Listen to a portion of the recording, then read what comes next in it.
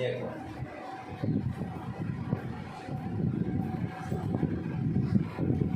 Carbohydrate, हम position कौन सा देख रहे हैं, जैव अणु वाला। और जैव अणु में सबसे पहला जो हमारा टॉपिक है, हम किसके बारे में पढ़ेंगे, कार्बोहाइड्रेट के बारे में पढ़ेंगे। कार्बोहाइड्रेट होता क्या है, कार्बोहाइड्रेट में हम देख सकते हैं वे यौगिक जो कार्बन, हाइड्रोजन और ऑक्सीजन से मिलकर के बने होते हैं। किस किस के आपस में मिलने से बने होते हैं कार्बोहाइड्रेट, कार्बन होता है, हाइड्रोजन होता है और ऑक्सीजन होता है। तो वे यौगिक जो कार्बन, हाइड्रोजन और ऑक्सीजन के आपस में मिलने से बने होते हैं उन्हें हम क्या कहते हैं, कार्बोहाइड्रेट कहते हैं।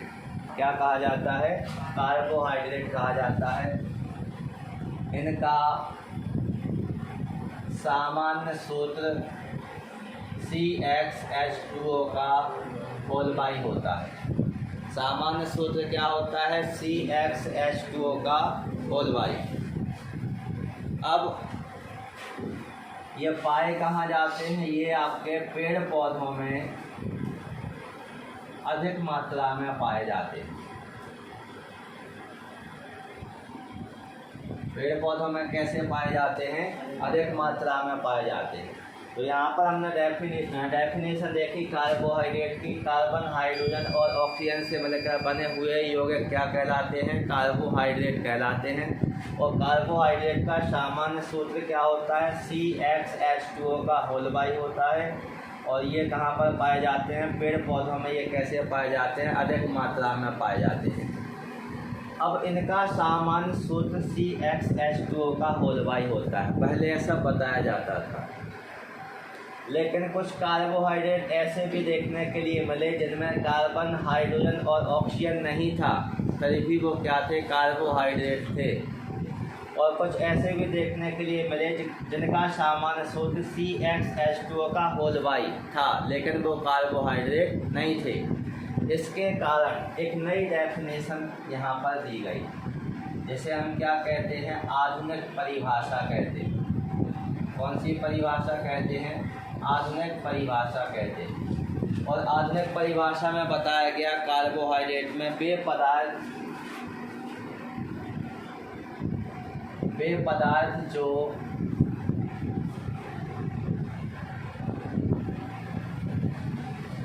पॉलीहाइड्रोक्सी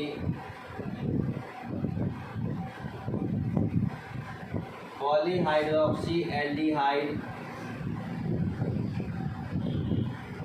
और पॉलीहाइड्रोक्सी कीटोन।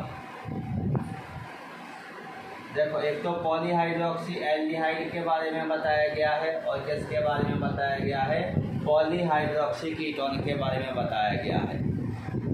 तो वे पदार्थ जो पॉलीहाइड्रोक्सी एल्डिहाइड और पॉलीहाइड्रोक्सी कीटोन होते हैं, ऐसे पदार्थों को ही हम क्या कहते हैं, कार्बोहाइड्रेट कह देते हैं। क्या कहा जाता है, कार्बोहाइड्रेट कहा जाता है। इसके अलावा इसको हम ऐसे भी परिभाषित कर सकते थे, वे पदार्थ जिनके जल अपघटन करने पर पॉलीहाइड्रोक्सी एल्डिहाइड और पॉलीहाइड्रोक्सी कीटोन प्राप्त होते हैं। यदि क्या किया जाए, इन पदार्थों का क्या करा दिया जाए, जल अपघटन करा दिया जाए। क्या करा दिया जाए, जल अपघटन करा दिया जाए, तो हमें क्या प्राप्त होंगे, पॉलीहाइड्रोक्सी एल्डिहाइड और पॉलीहाइड्रोक्सी कीटोन। तो जिनके जल अपघटन करने पर पॉलीहाइड्रोक्सी एल्डिहाइड और पॉलीहाइड्रोक्सी कीटोन प्राप्त होते हैं, ऐसे पदार्थों को भी हम क्या कहते हैं, कार्बोहाइड्रेट कहते हैं। तो ये डेफिनेशन बाद में वैज्ञानिकों के द्वारा दी गई, जिसे हम क्या कहते हैं, आधुनिक परिभाषा कहते हैं। इसके बाद यदि हम देखें कार्बोहाइड्रेट के उदाहरण, तो इसके अंतर्गत क्या जाएगा आपका C6H12O6, ये क्या हो जाएगा, ग्लूकोज हो जाएगा। C6H12O6 ये क्या हो जाएगा, फ्रक्टोज हो जाएगा। क्या हो जाएगा, फ्रक्टोज। हमने कहा ये पेड़ पौधों में कैसे पाए जाते हैं, अधिक मात्रा में पाए जाते हैं। तो पेड़ पौधों में तो ये पाए जाते हैं किसके रूप में, सेल्यूलोज के रूप में। किसके रूप में पाए जाते हैं, सेल्यूलोज के रूप में पाए जाते हैं। तो सेल्यूलोज इसके अंतर्गत आ जाएगा, ग्लाइकोजन इसके अंतर्गत आ जाएगा, स्टार्च इसके अंतर्गत आ जाएगा। और यहीं पर यदि हम देखें तो माल्टोज, गैलेक्टोज, सुक्रोज आदि, ये सब किसके उदाहरण होते हैं, कार्बोहाइड्रेट के उदाहरण होते हैं। जो कार्बोहाइड्रेट का हमने देखा पेय पदार्थ जिनके जल अपघटन करने पर क्या प्राप्त होता है, पॉलीहाइड्रोक्सी एल्डिहाइड और पॉलीहाइड्रोक्सी कीटोन प्राप्त होते हैं। उन्हें हम क्या कहते हैं, कार्बोहाइड्रेट कहते हैं। और इनका सामान्य फार्मूला क्या होता है, CxH2O का होल बाई होता है। और फार्मूले में हमने देखा उदाहरण ये किसका लिखा हुआ है, ग्लूकोज का। देखो ग्लूकोज और फ्रक्टोज दोनों का अणु सूत्र कैसा होता है, एक समान। और दोनों के संरचना सूत्र कैसे रहेंगे, अलग अलग रहेंगे। संरचना सूत्र कैसे रहेंगे, अलग अलग रहेंगे। तो glucose, fructose, cellulose, glycogen, starch, maltose, sucrose आदि ये सब किसके अंतर्गत आते हैं, कार्बोहाइड्रेट के अंतर्गत आते हैं। इसके बाद हम देख लेते हैं जो कार्बोहाइड्रेट होते हैं, कार्बोहाइड्रेटों का वर्गीकरण, इनको कैसे बांटा गया है। तो सबसे पहले तो जो वर्गीकरण है ये किसके आधार पर है, ये है भौतिक अवस्था के आधार पर। भौतिक अवस्था के आधार पर, भौतिक अवस्था के आधार पर कार्बोहाइड्रेट कितने प्रकार के होते हैं, 2 प्रकार के होते हैं। कितने प्रकार के हो जाएंगे, 2 प्रकार के हो जाएंगे। नंबर 1 में क्या हो जाएगा, शर्कराएं। नंबर 1 हो जाएगा शर्कराएं और दूसरे में क्या हो जाएगा, अशर्कराएं हो जाएगा। तो भौतिक अवस्था के आधार पर कार्बोहाइड्रेट कितने प्रकार के, 2 प्रकार के। कौन कौन से हो जाएंगे, एक शर्कराएं और दूसरे क्या हो जाएंगे, अशर्कराएं। शर्कराओं का मतलब जो स्वाद में कैसे होते हैं, मीठे होते हैं। स्वाद में कैसे होते हैं, मीठे होते हैं। छोटे छोटे टुकड़ों के रूप में पाए जाते हैं। मतलब हम कह सकते हैं कि ये कैसे होते हैं, क्रिस्टलीय होते हैं। कैसे होते हैं, क्रिस्टलीय। और यदि इनको जल में डाल दिया जाए तो ये जल में कैसे होते हैं, विलेय होते हैं। विलेय लिख सकते हैं, घुलनशील लिख सकते हैं, दोनों का मतलब एक ही होता है। तो ये जल में कैसे होते हैं, विलेय होते हैं। जैसे ग्लूकोज, फ्रक्टोज, शर्करा।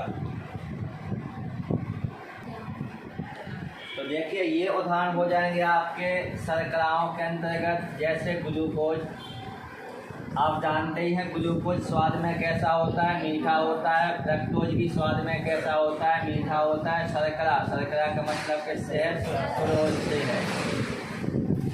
किससे हो जाएगा, सुक्रोज से। ये भी कैसी होती है, स्वाद में मीठी। छोटे छोटे टुकड़ों के रूप में ये पाए जाते हैं। इस कारण को हम कहेंगे ये कैसे होते हैं, क्रिस्टलीय ठोस होते हैं। कैसे होते हैं, क्रिस्टलीय ठोस होते हैं। जैसे यदि हम इनको किस में मिलाते हैं, जल में, तो जल में कैसे होते हैं, घुलनशील, यानी जल में कैसे होते हैं, विलेय। जैसे ग्लूकोज, फ्रक्टोज, सुक्रोज या शर्करा। अशर्कराएं, अशर्कराएं जो होती हैं ये कैसे होते हैं, स्वादहीन होते हैं। कैसे होते हैं, स्वादहीन, इनका कोई स्वाद नहीं होता है। और ये कैसे होते हैं, अक्रिस्टलीय होते हैं। कैसे होते हैं, अक्रिस्टलीय होते हैं। इसके अतिरिक्त जल में कैसे होते हैं, अविलेय होते हैं। जल में कैसे होते हैं, अविलेय। जैसे स्टार्च, क्या हो जाएगा, स्टार्च हो जाएगा। सेल्यूलोज हो जाएगा, स्टार्च, सेल्यूलोज। ये किसके उदाहरण हो जाएंगे, अशर्कराओं के उदाहरण हो जाएंगे। तो ये कार्बोहाइड्रेट का वर्गीकरण किसके आधार पर है? भौतिक अवस्था के आधार पर। अब हम कार्बोहाइड्रेट को देखेंगे रासायनिक गुणों के आधार पर। कार्बोहाइड्रेट का वर्गीकरण देखेंगे किसके आधार पर? रासायनिक गुणों के आधार पर। तो वर्गीकरण देख रहे हैं हम किसके आधार पर? रासायनिक गुणों के आधार पर। रासायनिक गुणों के आधार पर कार्बोहाइड्रेट को कितने भागों में बांटा गया है? 3 भागों में बांटा गया है। सबसे पहला जो प्रकार होता है इसे हम क्या कहते हैं? मोनोसैकेराइड कहते हैं। क्या कहते हैं? मोनोसैकेराइड। देखिए मोनो का मतलब किससे होता है? एक से होता है। मोनो का मतलब किससे होता है? एक से। तो हम यहाँ पे कह सकते हैं कि मोनोसैकेराइड ये सबसे सरलतम कार्बोहाइड्रेट है। कैसे कार्बोहाइड्रेट है? सबसे सरलतम कार्बोहाइड्रेट है। क्यों? क्योंकि इनका और आगे जल अपघटन नहीं किया जा सकता। ये सबसे सरलतम कार्बोहाइड्रेट होते हैं, इनका और आगे जल अपघटन नहीं किया जा सकता है। लेकिन ये कैसे होते हैं? स्वाद में मीठे होते हैं। कैसे होते हैं? स्वाद में मीठे होते हैं। जल में कैसे होते हैं? घुलनशील होते हैं। जल में कैसे हो जाएंगे? घुलनशील हो जाएंगे। और इनका यदि हम सामान्य सूत्र देखें,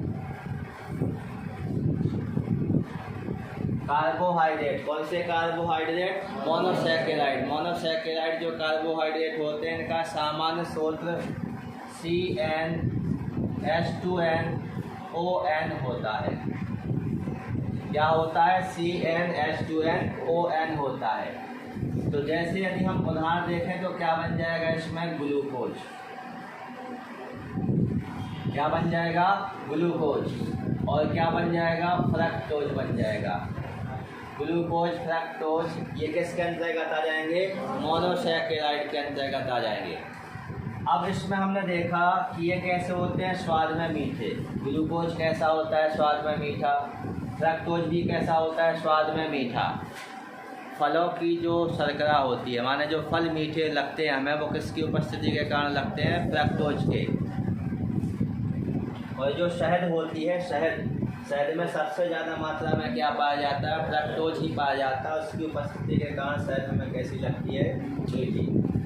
और ग्लूकोज को सामान्यतः आपने देखा ही होगा, जब जल में डालते हैं तो ये जल में कैसा हो जाता है? घुल जाता है। तो जल में कैसे होते हैं? घुलनशील।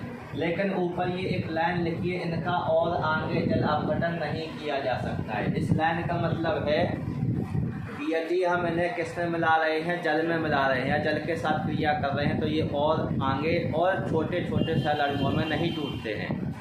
यदि टूट जाते तो फिर हम यहाँ पे कह सकते थे कि इनका और आगे जल अपघटन किया जा सकता है।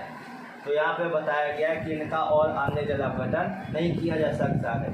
और जब और आगे जल अपघटन नहीं किया जा सकता, इसी कारण ये कैसे है? सबसे सरलतम कार्बोहाइड्रेट है। तो ये क्या हो गया आपका? मोनोसैकेराइड। मोनोसैकेराइड में हमने किस किस को देखा? ग्लूकोज को और फ्रक्टोज को। अब जो ग्लूकोज और फ्रक्टोज है, जिसमें आप देख रहे हैं मोनोसैकेराइड में ग्लूकोज और साथ में क्या देख रहे हैं हम? फ्रक्टोज।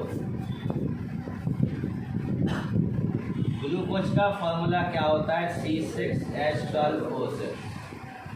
फ्रक्टोज का भी फॉर्मूला क्या होता है? C6H12O6। दोनों के फॉर्मूले कैसे होते हैं? एक समान होते हैं। कैसे हो जाएंगे? एक समान। लेकिन जो आपका ग्लूकोज है यह एक प्रकार का एल्डोज होता है। क्या होता है? एल्डोज। अब आप इस शब्द को समझें। एल्डोज का मतलब क्या है? Polyhydroxy aldehyde. एल्डोज का मतलब क्या हो जाएगा? Polyhydroxy aldehyde.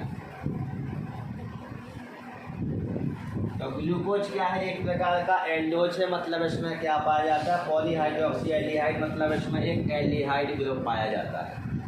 क्या पाया जाता है? एल्डिहाइड ग्रुप पाया जाता है। इसी कारण इसको हम क्या कहते हैं? एल्डोज। और एल्डिहाइड ग्रुप को हम किससे? सिंगल बॉन्ड CHO से क्या करते हैं? प्रदर्शित करते हैं। तो पहले ग्लूकोज की संरचना को हम देख लेते हैं। C6H12O6 ये तो होता है इसका ग्लूकोज का आणविक सूत्र या अणु सूत्र। संरचना सूत्र में देखेंगे तो क्या बनेगा? CHO सिंगल बॉन्ड CHOH का होल 4 और सिंगल बॉन्ड CH2OH। ये संरचना सूत्र है किसका?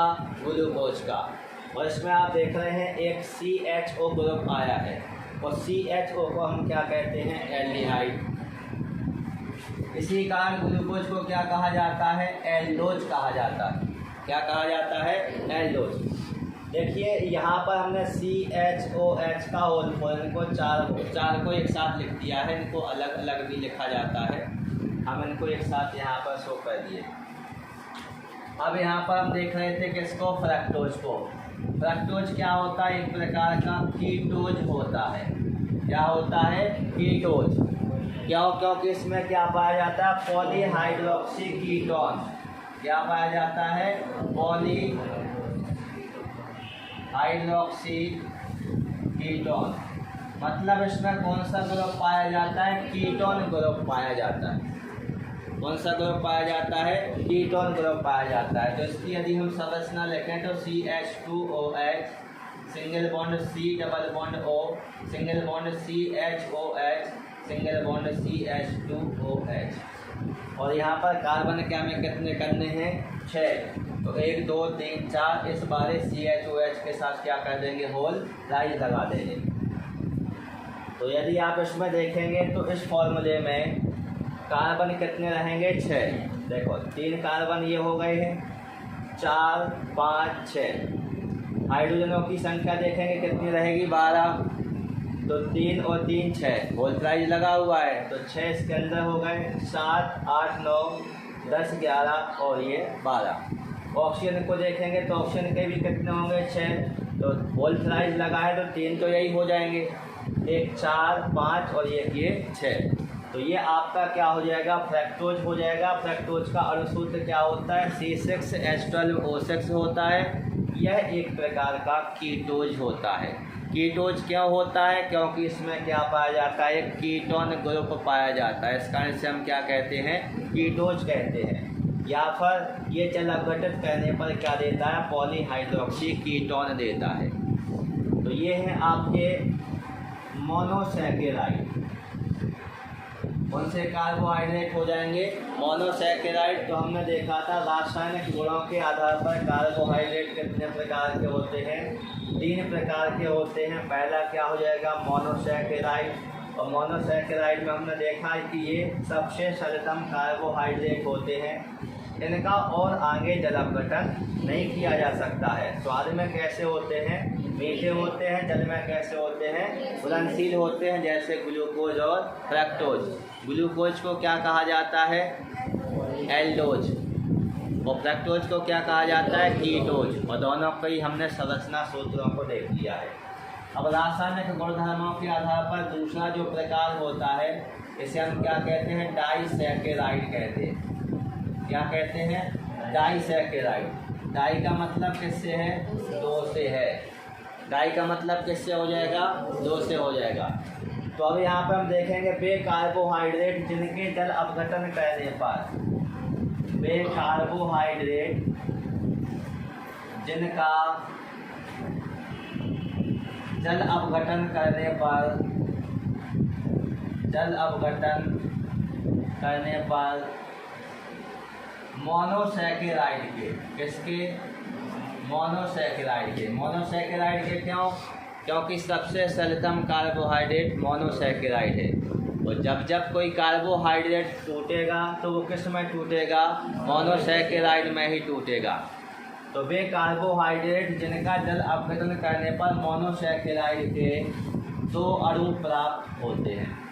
कितने अणु प्राप्त होते हैं? 2 अणु प्राप्त होते हैं, उन्हें हम क्या कहते हैं? डाइसैकेराइड। डाई यानी कितने? 2। तो हमें कितने अणु प्राप्त होंगे? 2 अणु प्राप्त होंगे, तो हम इसे क्या कहेंगे? डाइसैकेराइड कहेंगे। जैसे हमने क्या कहा? जिनका जल अपघटन करने पर, माने किसके साथ क्रिया कराएंगे? जल के साथ। शर्करा या फिर शक्कर, सुक्रोज जिसे हम कह देते हैं।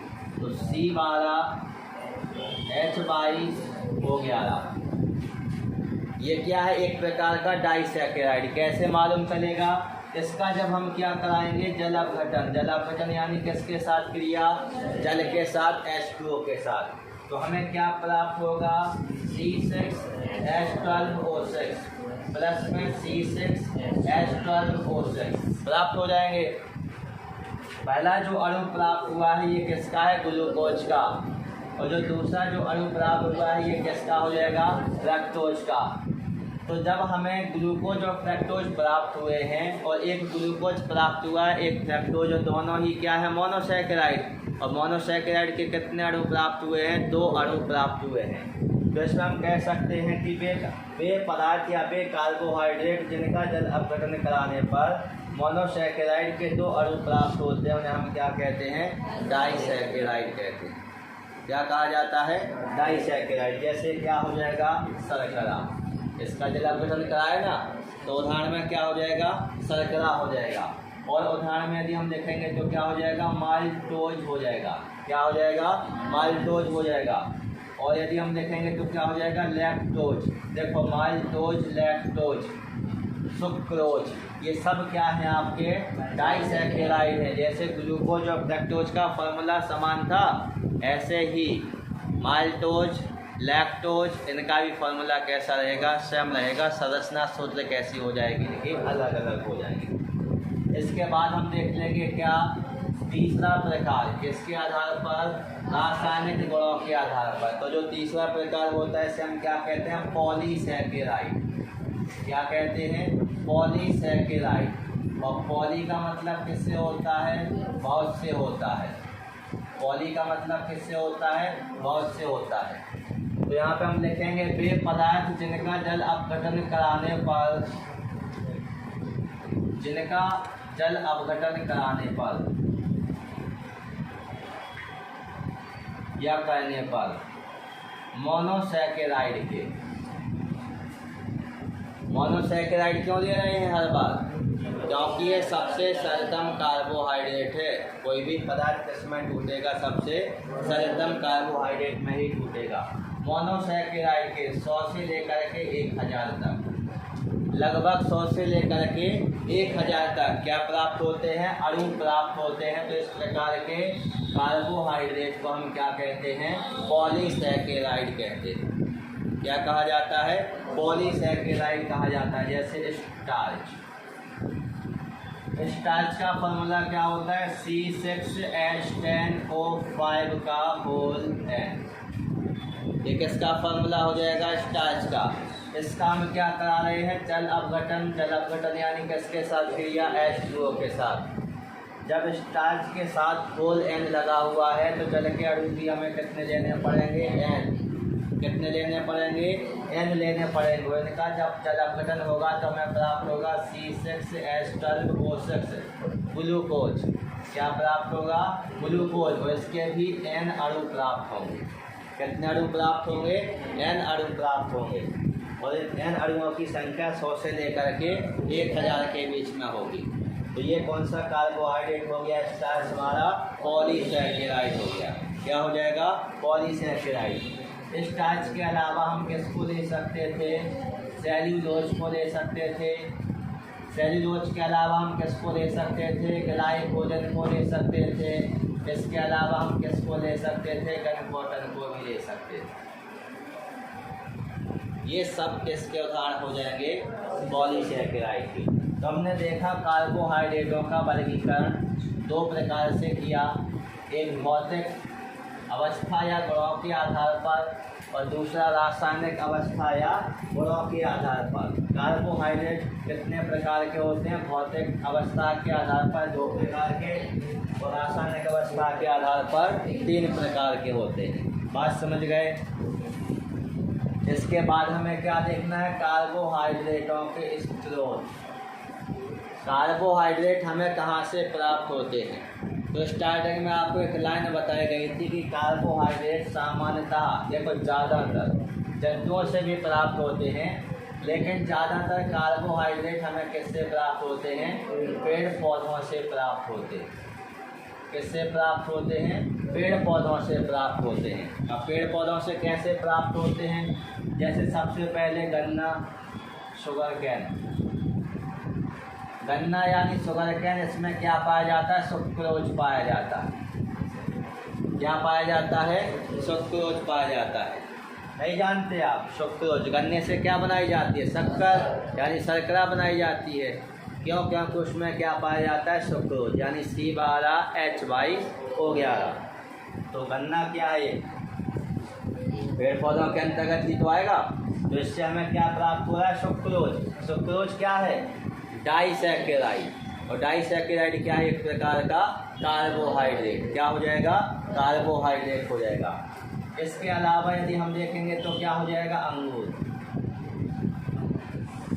अंगूर खाने में, बस भाई कच्चा ना हो, अंगूर खाने में कैसे लगते हैं? मीठे लगते हैं। क्यों लगते हैं? क्योंकि इनमें क्या पाया जाता है? ग्लूकोज और फ्रक्टोज पाया जाता है। अंगूर हो गया, सेब हो गया, मीठे फल। तो हमने केवल एक लिख दिया अंगूर। यहाँ पर आप सेब भी लिख सकते थे, यहाँ पर हम मीठे फल भी लिख सकते थे। इनमें क्या पाया जाता है? ग्लूकोज और फ्रक्टोज पाया जाता है। और ये क्या है? मोनोसैकेराइड है, यानी कार्बोहाइड्रेट का एक प्रकार। इसके अलावा यदि हम देखेंगे तो चावल, चावल का मांड जिसे आप कहते हैं मांड, वास्तव में उसे अपन पहले क्या कहते थे? मंड। मंड यानी क्या होता है? स्टार्च। मंड यानी क्या होता है? स्टार्च। और स्टार्च का भी अपन फॉर्मूला देखे थे C6H10O5 का होल क्या है? पॉलीसैकेराइड है। चावल के अलावा यदि हम यहाँ पर देखेंगे तो क्या हो जाएगा? आलू। आलू में भी क्या पाया जाता है?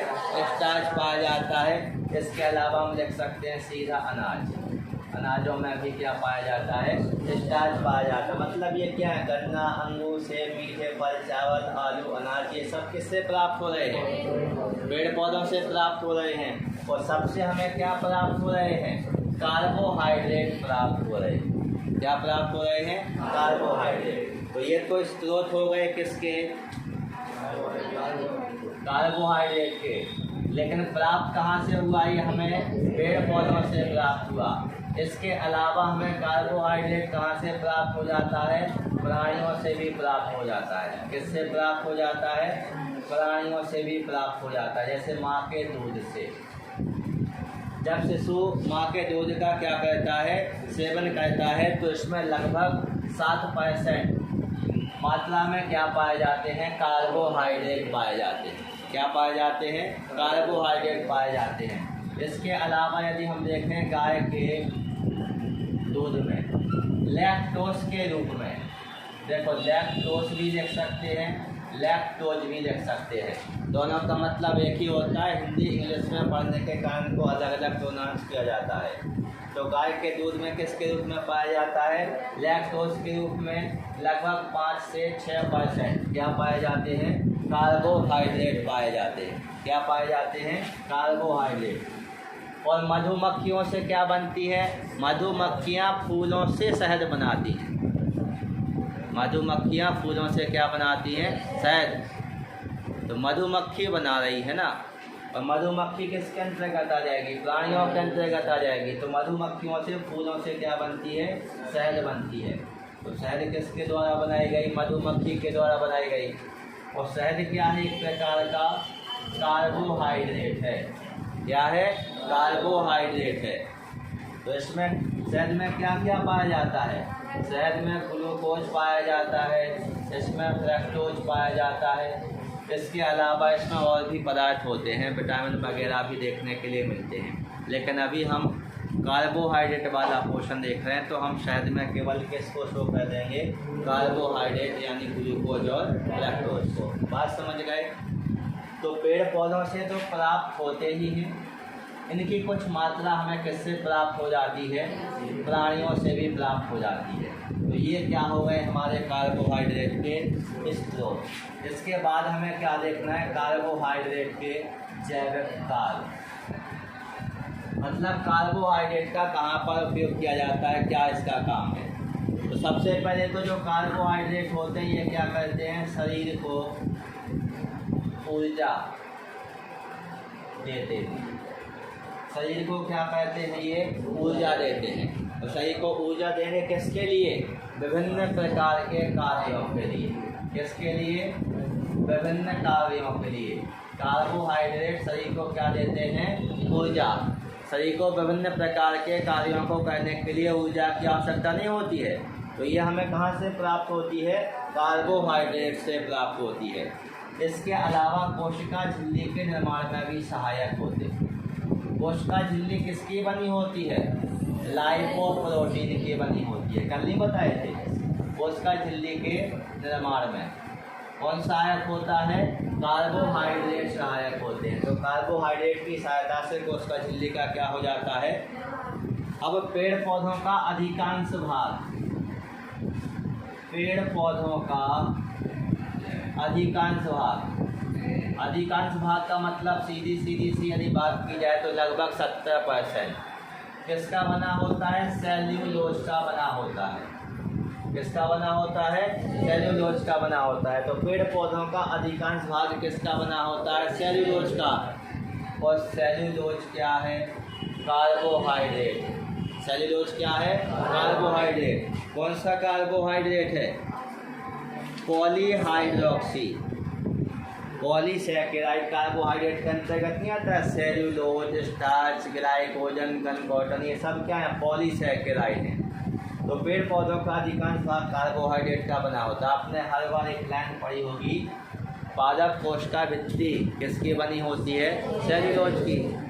तो कोशिका भित्ति पौधे की अंतर्गत तो आएगी, तो उसी को तो यहाँ पर स्पष्ट किया गया है। इसके अलावा देखा जाए तो रुक्षांश के रूप में यानी भोजन को पचाने में कब्ज नहीं होने देता है। क्या नहीं होने देता है, कब्ज नहीं होने देता। तो रुक्षांश के रूप में यानी भोजन को पचाने में, रुक्षांश के रूप में यानी भोजन को पचाने में ये शरीर में कब्ज नहीं होने देता है। तो ये क्या होगा, ये कार्बोहाइड्रेट के जैविक कार्य हो गए। इसके अलावा कार्बोहाइड्रेट के क्या होते हैं, उपयोग होते हैं। कार्बोहाइड्रेट के क्या होते हैं, उपयोग।